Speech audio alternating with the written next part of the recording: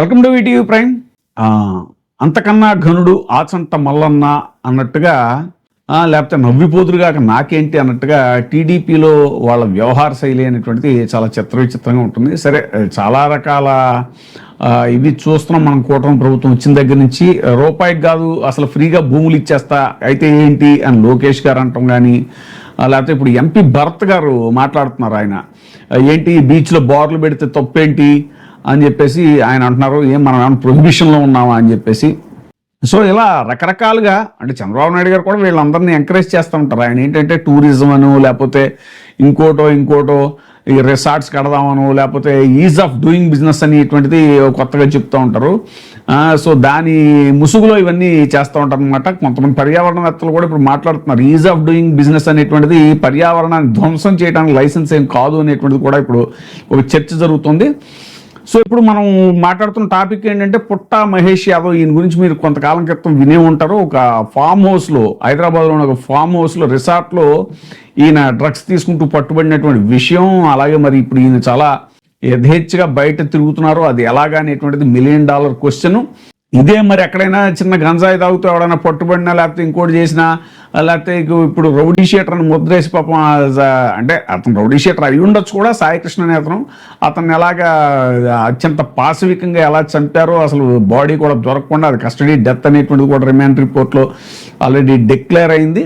మరి అంతంత స్థాయిలో, అంత తీవ్ర స్థాయిలో అసలు ఇవి పనిష్మెంట్లు ఉంటాయి కదా. మరి లా అండ్ ఆర్డర్ చేతిలోకి కూడా తీసుకుని, మరి ఈయన పుట్టా మహేష్ యాదవ్ గారు అప్పుడు డ్రగ్స్ అది పాజిటివ్ కూడా వచ్చింది. అప్పుడు మరి డ్రగ్స్ పాజిటివ్ వచ్చినా కూడా ఆయన ఎలాగా అప్పుడు పార్లమెంట్కి కూడా వెళ్ళారు. ఆయన ఏదో షోకాజ్ నోటీస్ ఇచ్చామని చెప్పారు ఆయనకి. ఆ షోకాజ్ నోటీస్ ఏమైందో ఏంటో కూడా తెలియదు. ఆయన మాత్రం పార్టీ కార్యకలాపాల్లో విరివిగా పాల్గొంటున్నారు. ఆయనకు సస్పెన్షన్ కూడా గురవ్వలేదు. ఇప్పుడు తాజాగా ఆయన పోలీసు శాఖకి ఒక విచిత్రమైనటువంటి సలహా ఇచ్చారు. సలహా కాదు, ఒక సూచన చేశారు. అదేంటంటే, మీరు ఈ డ్రంక్ అండ్ డ్రైవ్ కేసులు ఎక్కువ రాసేస్తున్నారు. మీరు మా కార్యకర్తలు, టీడీపీ కార్యకర్తలు కూడా చాలామంది ఉన్నారు. దాంట్లో చాలామంది ఎక్కువ మంది వాళ్ళే ఉంటారు. ఎందుకంటే బెల్ట్ షాపులు మిగతా అన్నీ కూడా వాళ్ళకే ఎక్కువ ఉన్నాయి కాబట్టి.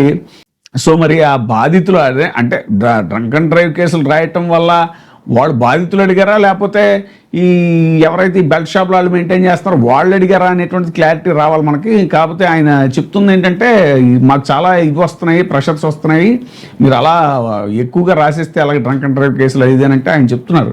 ప్రమాదాలు ఎక్కువ జరిగేది డ్రంక్ అండ్ డ్రైవ్ వల్ల అని పాపం ఆయన పోలీసు కమిషనర్ గారు ఆయన చెప్తుంటే, ఈయన ఏదో దానికి వివరణ ఇస్తూ కూడా ఇది చేస్తున్నాడు. ఆయన గారి మాటల్ని మనం స్వయంగా చూద్దాము. ఎక్కడికక్కడ ఈ డ్రంక్ అండ్ డ్రైవ్ కేసెస్ పట్టుకుంటున్నారు సార్. ఎక్కడ ఎస్ఐ డిపార్ట్మెంట్, పోలీస్ క్వార్టర్స్లో దగ్గరలో అయినా కానీ ఎక్కడైనా కానీ పల్లెల్లో పట్టుకుంటున్నారు. విపరీతమైన చలాన్లు వేస్తున్నారు sir. Drunk and drive plus చలాన్లన్నీ కూడా విపరీతంగా వేస్తున్నారని కంప్లైంట్ సార్.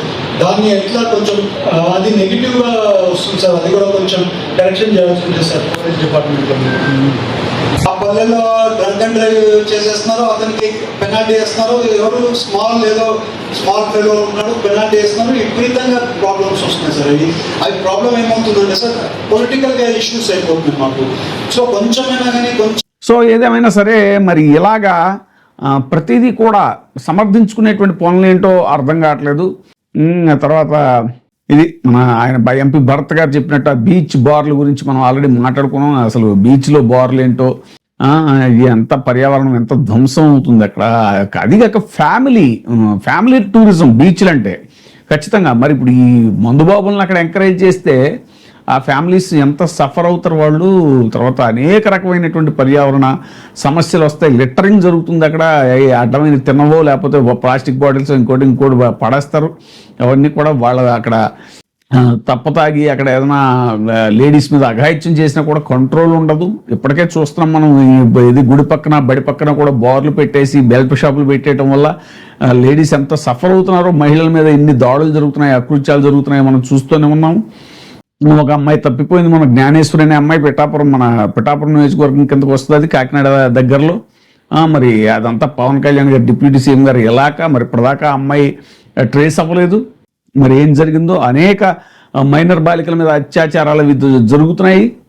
ఇలాంటి ఎన్నో సమస్యలు అనేటువంటి వీటి వల్ల వస్తున్నా కూడా మరి డ్రంక్ అండ్ డ్రైవ్ కేసులు మీరు చూసి చూడండి పోండి అని పోలీస్ శాఖ ఒక ఎంపీ చెప్తున్నారు అని అంటే ఇంకా మరి కూటమి పాలనలో ప్రజాప్రతినిధులు ఎలాగా ఉన్నారు అనేటువంటిది ఇదే ప్రత్యక్ష నిదర్శనం, ఇదే జరుగుతున్న చర్చ. ఇప్పుడే సబ్స్క్రైబ్ చేయండి, లైక్ చేయండి, షేర్ చేయండి. VTV ప్రైమ్, మీ ఉత్తమాభిరుచుల సమ్మేళనం.